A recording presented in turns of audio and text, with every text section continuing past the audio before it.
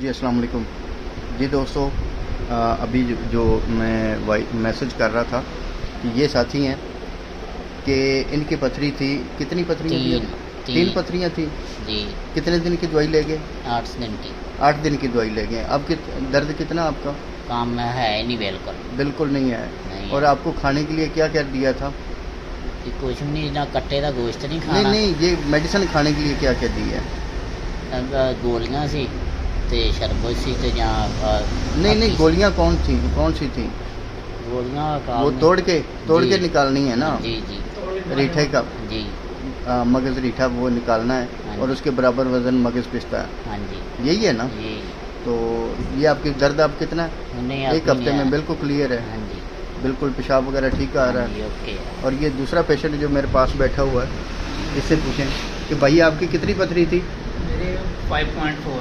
5.4। और कितने दिन के बाद निकल गई है? ये तकरीबन 9 दिन बाद आपको मेडिसिन क्या क्या दी थी? यही दी थी ना? सेम सेम यही मेडिसिन दी थी। ये देखें, ये 2 पेशेंट मेरे पास अभी बैठे हैं, तो इनकी मेडिसिन थी।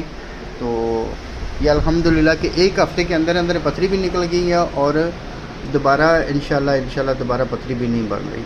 और ये मैं हर पेशेंट को मगज़ रीठा हर हाल में देता हूँ ताकि बार बार पथरी ना बने इनकी। अस्सलाम वालेकुम रहमतुल्लाहि व बरकातहू।